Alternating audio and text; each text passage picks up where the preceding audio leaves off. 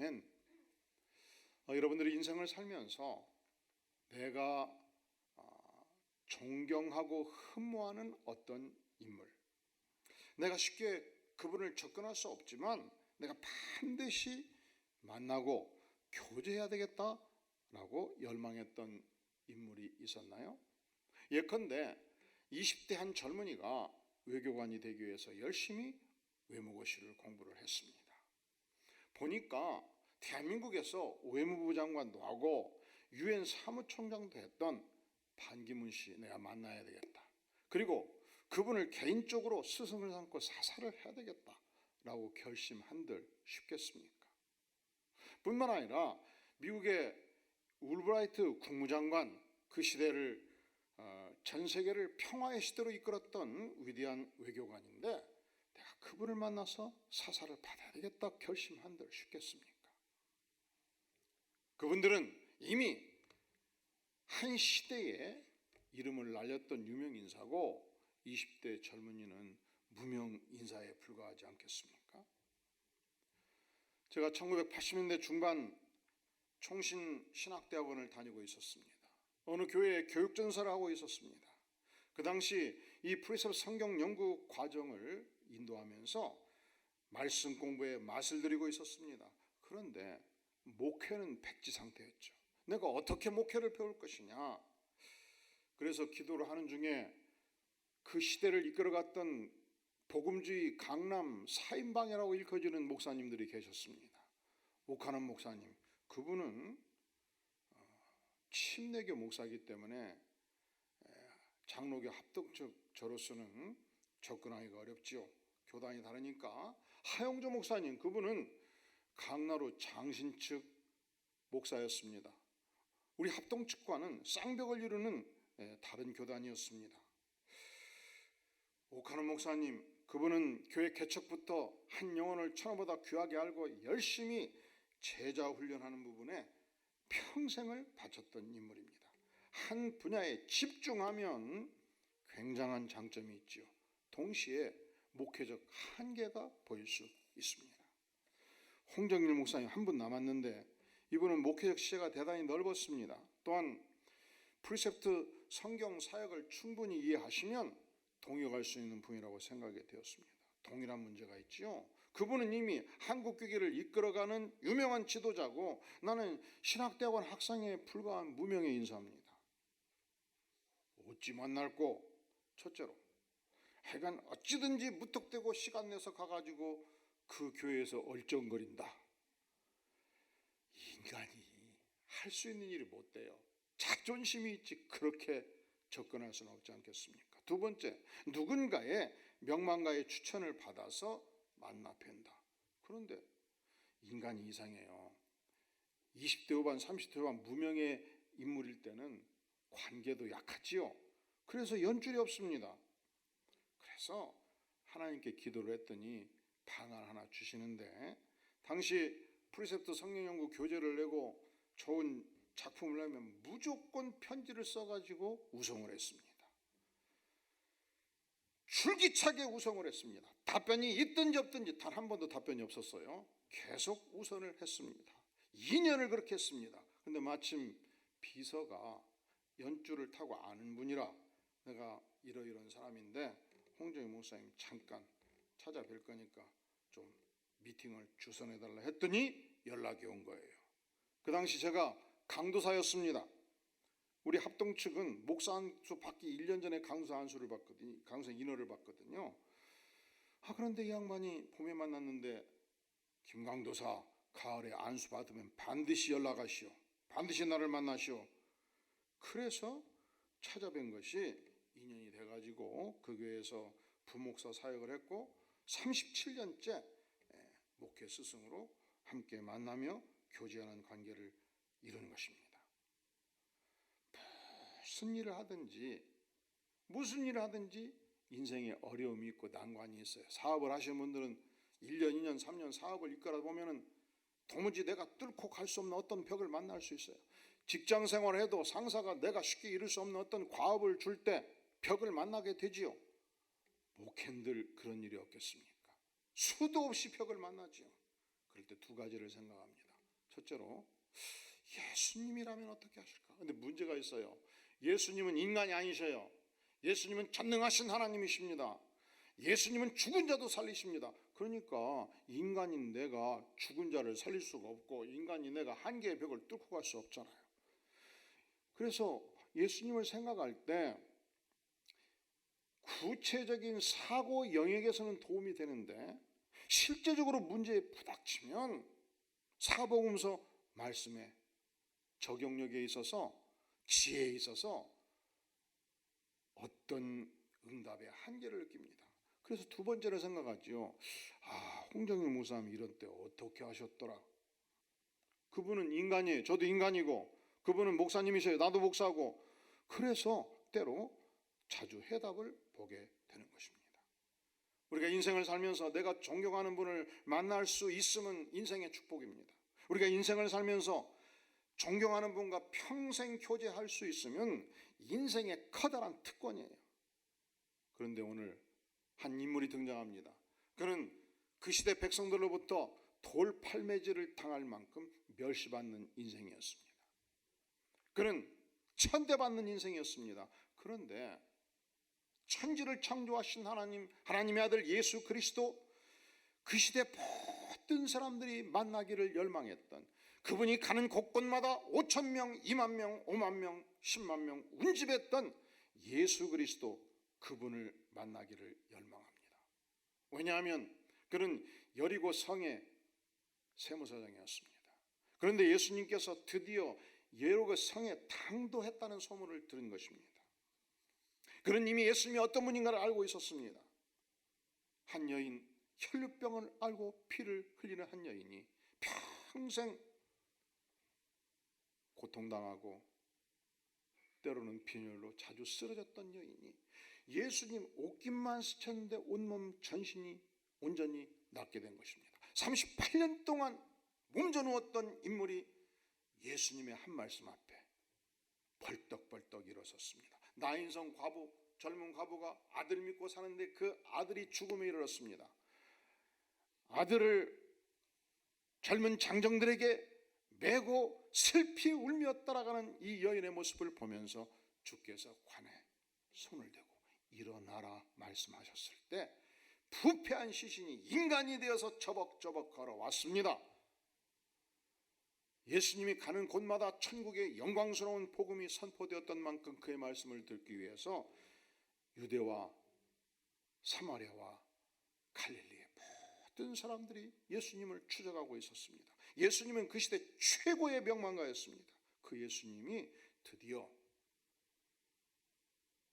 여리고 성에 당도하셨으니 어찌 그를 만나고 싶어 하지 않겠습니까? 문제는 세무서장이라는 직위, 그 위치, 그 모습이 오늘날의 세무서장과 완전히 달랐어요. 오늘날 이 한국의 투명사회에서, 공무원 투명사회에서 세무서장이 되려면 행정고시에 패스하고 5년, 10년, 20년 그 분야에 정전해서 그곳에 가기 때문에, 과거 30년 전, 50년 같이 뇌물 받고 가는 것이 아니기 때문에 존경받을 수 있지요. 그런데 그 시대 세리들은 달랐습니다.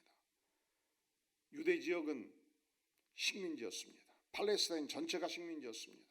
로마 제국이 강권 통치를 하고 있었습니다. 로마 제국은 식민지 백성들을 수탈할 때 현지 백성들을 직원으로 썼습니다. 세금을 징발하는 일에 무자비했습니다. 첫째로 인두세, 사람 수대로 세금을 매겼습니다. 그러니까 가난한 자들은 쌍둥이를 낳으면 너무너무 고통스럽고 슬픈 거예요. 왜? 세금을 2배로 또 내야 되잖아요. 땅을 적게 가진 자나 많이 가진 자나 평수대로 땅에 세금을 내렸습니다. 지세를 받았습니다. 일정 지역을 통과할 때는 통행세를 내었습니다. 이 모든 세금들을 유대인 세리들을 통해서 징구를 했습니다. 로마 제국은 일정한 세금만 거두면 세리들이 2배를 받든 3배를 받든 착복을 하든 관여하지 아니했습니다. 그러다 보니까 2배로 거두어서 절반을 착복을 하니 저들의 원성이 얼마나 컸겠습니다. 세리들은 배신자요, 세리들은 변절자요, 세리들은 매국노로 취급을 받았습니다. 로마 제국의 앞잡이로 보았고 로마 제국의 관리들과 교섭하고 만나는 것을 보면서 마치 흡혈귀처럼 취급을 했던 것입니다. 또한 세금을 징수하는 방법이 대단히 잔인했습니다. 거의 강탈하다시피 했습니다. 횡포가 심했습니다. 무자비하게 백성들을 대하였습니다. 그래서 세리가 된다는 것은 극악무도한 범죄자가 되는 것이고, 그 시대 가장 멸시받는 집단이 둘이 있었는데 첫 번째 집단이 창녀 집단이었어요. 두 번째 집단이 세리 집단이었습니다. 이 세리들에게서는 두 가지 자격을 박탈했습니다. 첫째로 저들을 유대인으로 보지 않았어요. 유대인들 사이에서 유대 시민권을 박탈하고자 했습니다. 두 번째로 유대 법정에서 세리들은 증언할 자격을 박탈해버린 것입니다. 그러니까 유대인으로서 내가 세리가 된다는 것은 인간 취급을 받지 못하죠. 마치 짐승 취급을 받게 된 것입니다. 이렇게 멸시받는 생애를 살면서 그에게 한 가지 소망이 생긴 거예요. 드디어 예수님이 이 여리성에 들어온 만큼 내가 반드시 예수님을 만나리라. 근데 불행하게도 그런 키가 작았습니다. 2만 명, 3만 명, 5만 명 이 여리고 성에 운집에 있는 백성들이 다 쏟아져 나와서 예수님을 만나고자 하는데 내가 키가 작으니 어떻게 예수님 만날 수 있겠습니까? 그는 예수님이 걸어오시는 방향을 보면서 저 멀리 걸어오시는 방향을 보면서 반드시 이곳을 지나리라 예측되는 사거리에서 돌 무화과 나무 위로 올라섰습니다. 과거의 성경에는 뽕나무에 올라섰다 이렇게 표현되어 있죠. 그는 무슨 수를 썼든지 내가 반드시 예수님을 만나리라. 내가 예수님을 만나면 예수님이 반드시 내 인생 문제를 해결해 주시리라. 열정적 확신의 믿음을 가지고 있었던 것입니다. 내가 나무 위에 올라서서라도 반드시 내가 예수님을 만나리라.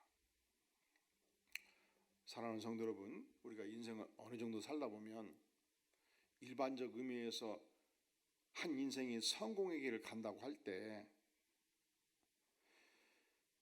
학업 성적이 우수했고 이론이 강하고 논리가 강한 사람들이, 공부를 엄청나게 잘하는 사람들이 대학 때 A+로 1학년, 2학년, 3학년, 4학년 했던 사람들이 반드시 성공하는 것이 아니에요. 성공하기도 하고 실패하기도 하고. 그래서 그런 인생을 보면서 사람들이 말하잖아요. 인생은 XXAX가 아니더라. 인생은 XX가 아니잖아요. 인생은 성적순이 아니잖아요. 그런데 왜 어저께도 또 그렇게 공부하라고 소리쳤어요? 자녀들한테?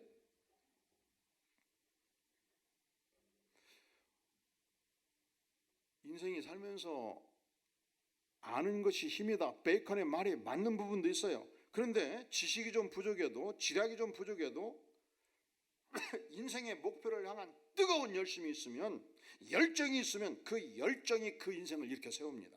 그 열정이 자라게 합니다. 그 열정이 그 인생을 우뚝 서게 만들어요. 우리가 살면서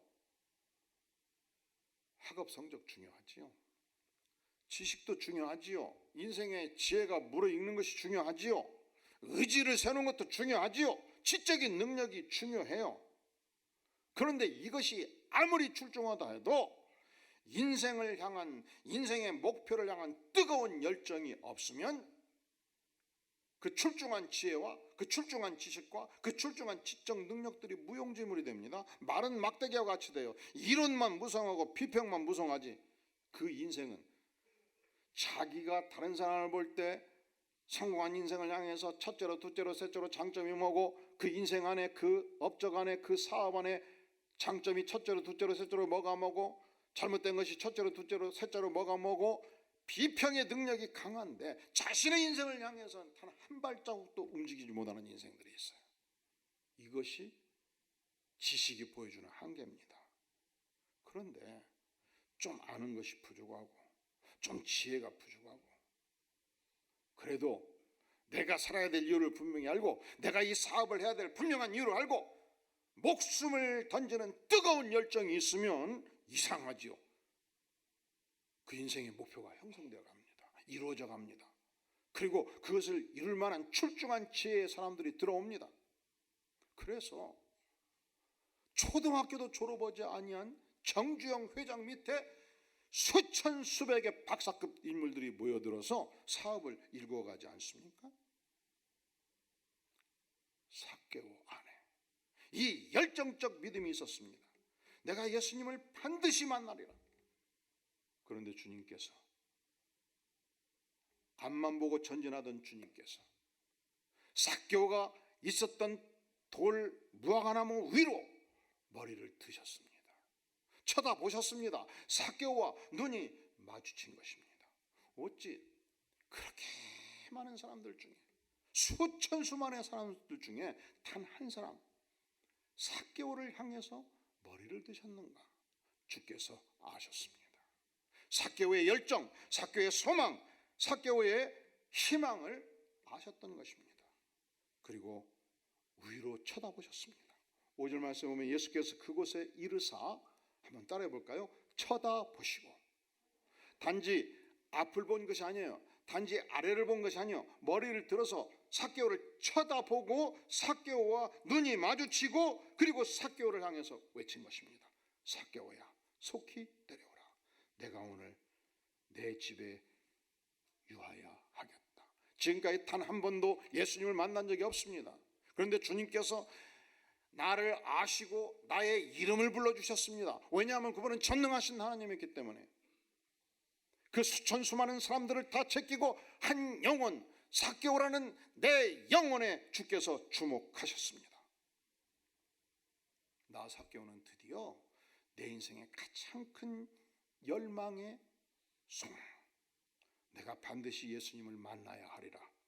그 예수님의 용안을 만나 뵙게 되었습니다. 그런데 거기서 그치지 않습니다. 입술을 열어서 주께서 내 이름을 부르셨습니다. 아니, 거기서 그치지 않았습니다. 속히 내려오라 말씀하십니다. 얼마나 감격적인 음성입니까? 그리고 청천벽력의 말씀, 오늘 밤 너의 집에 거하고 오늘 밤 너와 함께 식사하고 오늘 밤 너의 집에서 잠을 자리라.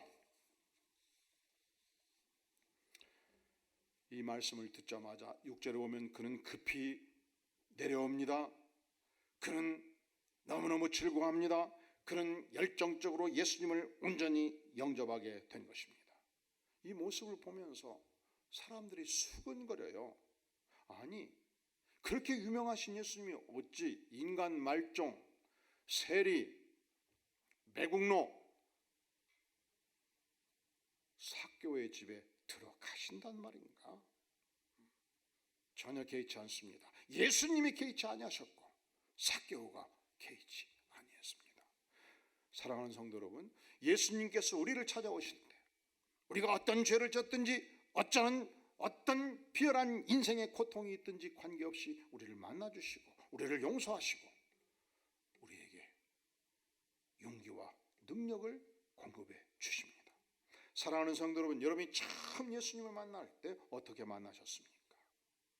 예수님의 부름 앞에 주님, 나 같은 죄인을 부르시니 너무 감사합니다. 감격과 기쁨이 있었지 않습니까? 온 마음으로 예수님을 영접하지 않았겠습니까? 바로 삭개오에게 이 믿음이 있었습니다. 삭개오의 믿음, 그는 예수님을 만나기 위해서 열정적 믿음을 가지고 있었습니다. 삭개오의 믿음, 그는 전심으로 예수님을 영접하는 믿음을 가지고 있었습니다. 여기서 그치지 않습니다. 예수님께서 삭개오 집 안에 좌정하셨을 때 그는 위대한 인생의 결단을 합니다. 그 결단이 무엇입니까? 자, 8절 말씀 같이 읽어볼까요? 시작. 삭개오가 서서 주께 여짜오되 주여 보시옵소서, 내 소유의 절반을 가난한 자들에게 주겠사오며 만일 누구의 것을 속여 빼앗은 일이 있으면 내 갑절이나 갚겠나이다. 주님을 만나서 은혜를 받고 그가 인생의 결단을 합니다. 첫째로 내가 가진 소유의 절반을 무조건 잘라서 가난한 자들에게 나눠주겠습니다. 그가 만약에 20억의 재산이 있다면 10억을 무조건 가난한 자에게 나눠주겠습니다. 두 번째, 내가 만약에 지금까지 살면서 누구를 속여서 빼앗은 일이 있으면 몇 갑절을 갚겠다고요? 4배를 갚겠나이다. 내가 1억을 빼앗은 일이 있으면 4억으로 갚겠나이다. 이 고백은 두 가지 의미를 가지고 있어요. 그가 예수님을 만나고 은혜를 받고 보니까 내 인생이 내 것이 아니잖아요. 예수님의 것이잖아요.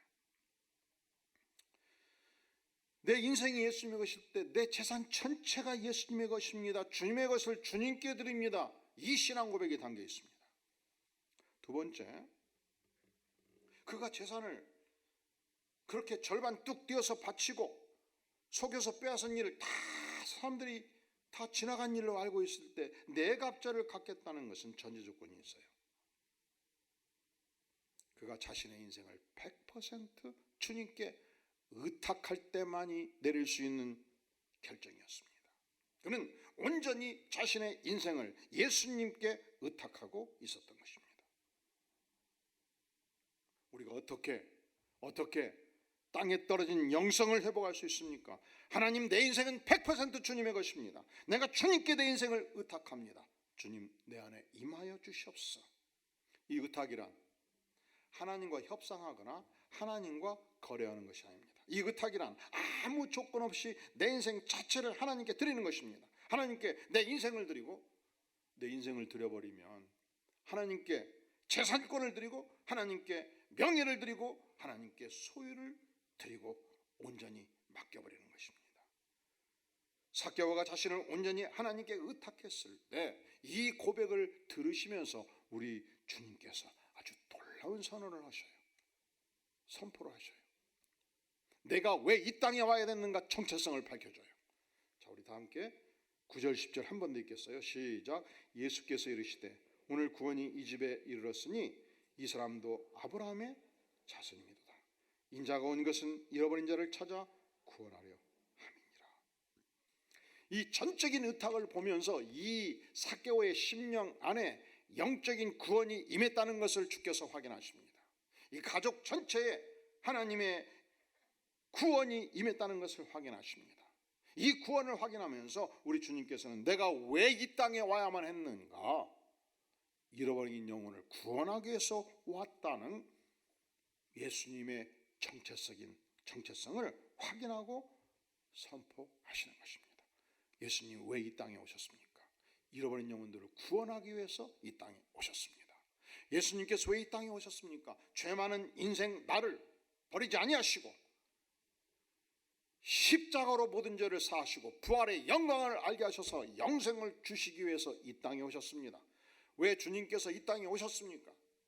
바로 우리의 사랑하는 가족들, 우리의 사랑하는 이웃들을 향해서 내가 복음을 증거함으로 말미암아 저들이 옛생활을 청산하고 예수 그리스도를 믿고 구원받는 영광을 깨우쳐 알기 위해서 주께서 이 땅에 오셨다고 오늘 선포하는 것입니다.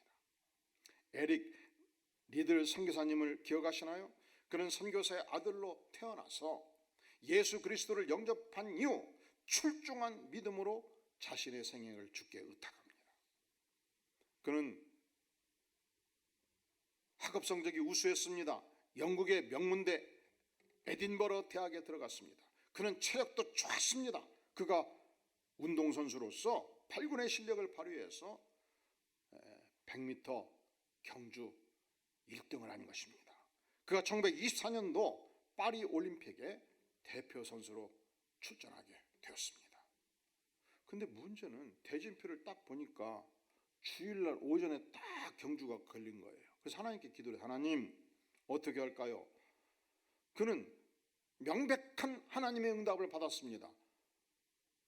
올림픽 메달이 중요하냐, 예배가 중요하냐?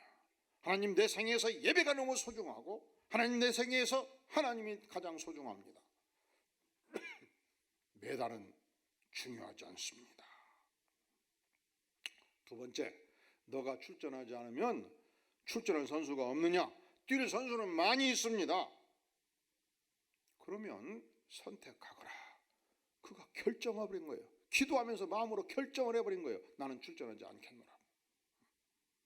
그러니까 영국 국민들이 난리가 났습니다. 에릭 리델, 그가 완전 광신자라고, 누가 뭐라고 평가하든지 그런 마음을 바꾸지 않아요. 그러니까 영국 왕자가 호텔로 찾아와서 설득을 하는데 그가 움직이지 않습니다. 저는 메달이 중요하지 않습니다. 제 인생에서 중요한 것은 예수 그리스도십니다. 그리고 나 아니어도 뛸 선수는 많이 있지 않겠습니까? 그래서 출전을 결국 그렇게 많은 비난을 받으면서도 움직이지 않고 포기합니다. 그 다음날 영국 올림픽위원회는 에릭 리드를 찾아와서 그렇다면 200m와 400m를 출전할 것을 교섭합니다. 근데 이게 운동이라는 게요, 다 경기에 따라서 훈련하는 게 다르거든요. 100m는 10초에 끝내버려요. 그러니까 주법이 다르고 훈련 방법이 다르고, 100m 선수들은 근육이 엄청 발달되어 있습니다. 10초 동안에 온몸의 에너지를 쏟아서 달려야 되거든요. 호흡법도 달라요. 10초는 여러분 지금 딱 숨을 멈춰도 10초는 숨도 안 쉬어도 돼요. 400m는 다르죠. 400m는 너무 근육이 많으면 안 돼. 무거워서 못 달리니까. 그래서 400m 선수는 6개월, 2년, 5년 400m에 맞는 근육 훈련을 합니다. 100m 선수는 역시 6개월, 1년, 2년 이 100m 경주에 맞는 10초 동안의 경주를 끝내버리는 이 단거리에 온몸의 에너지를 축적해서 쏟아붓는 훈련을 하게 되지 않겠습니까? 주법이 다르고 훈련이 다른데 그럼에도 불구하고 그가 하나님의 영광을 위해서 출전을 결심하고 짧은 기간 며칠 동안 코치의 지도를 받고 전력투구에서 출전을 합니다. 기적 같은 결과가 나온 거예요. 그가 200m에서 동메달을 획득합니다. 그가 400m에서 47초 6으로 세계 신기록을 끊어버려요. 금메달을 획득하게 된 것입니다. 그때조차도 그는 이것이 자신의 능력으로 했다고 말하지 않습니다. 하나님께서 나를 불쌍히 여기사 하나님의 영광을 위해서 주신 은혜라 고백합니다. 그는 이 사건을 인해서 이미 유명인사가 되었고 또 금메달리스트인 만큼 이 영국 체육계 전문가로서 살아갈 수 있는 길이 활짝 열렸습니다. 그런데 그가 다시 하나님께 묻습니다. 하나님, 제가 남은 생애를 어떻게 살기를 원하십니까? 그는 하나님께 기도하면서 인도하심을 받으면서 이 거대한 중국 대륙에 복음이 전거되지 않는 그 상황을 그가 바라보면서 중국 선교사로 1년 후 23살 때 헌신해서 떠나게 됩니다. 1925년도 중국 텐진을 향해서 떠나서 18년 동안 사역에 전적으로 매진하였습니다. 문제는 이 텐진 지역에 일본군이 진입을 했습니다. 일본군이 장악한 것입니다. 그는 체포되었습니다. 웨이신 수용소에서 죄수 생활을 하고 있었습니다. 여기서도 그는 열심히 함께 수용된 사람들을 향해서 포교 활동을 했고 예배 활동을 진행을 했습니다. 그리고 1945년도 뇌종양으로 나이 44세 일기로 세상을 뜨고 천국을 향해서 입성하게 된 것입니다. 그는 젊은 시절 예수님을 믿고 신앙생활을 시작한 이래로 44세의 생애를 마감할 때까지 그 생애의 목표는 오직 한 가지, 내 생애를 전적으로 하나님께 의탁하겠습니다. 그 생애의 목표는 오직 한 가지, 하나님의 영광이 나타나기를 간절히 구합니다. 그가 100m 금메달을 포기할 때에도 하나님의 영광을 사모했고, 그가 400m 금메달을 딸 때에도 하나님께 영광을 돌렸습니다. 그가 자신의 생애를 중국 선교사로 들을 때에도 하나님의 영광을 사모했고, 그가 감옥에서 전도활동과 예배활동에 매진할 때도 하나님의 영광을 사모했습니다. 생애 마지막까지 하나님께 의탁한 생애를 살았습니다. 그의 장례식에서 브라이슨 목사님은 장례 예배를 집전하면서 이런 말씀을 남겼습니다. 어제 한 남자가 목사인 저에게 말하였습니다. 에릭 리들은 내가 알던 모든 사람들 중에 자신의 인격과 삶에 예수 그리스도의 정신을 가장 잘 드러낸 사람이었습니다. 하나님께 드려진 그의 삶과 폭넓은 영향력의 비밀은 무엇이었을까요? 바로 하나님의 뜻에 대한 절대적인 순종입니다. 그의 삶은 하나님이 이끄시는 삶이었습니다. 그는 사람들에게 참된 신앙의 진실과 힘을 보게 할 목적을 가지고 주인 되신 하나님을 따랐습니다. 사도 바울이 말한 것처럼 에릭은 이제는 내가 사는 것이 아니요 오직 내 안에 그리스도께서 사시는 것이라 그렇게 고백하는 삶을 살았습니다. 기도하시겠습니다. 영광의 주님, 우리에게 열정적 믿음을 주시옵소서. 영광의 주님, 이 시간 우리 생애를 100% 주님께 의탁하오니 받아주시고 오직 하나님의 영광을 나타내는 영성 회복의 믿음 넘치게 부어 주시옵소서. 예수님의 이름으로 간절히 기도하옵나이다. 아멘.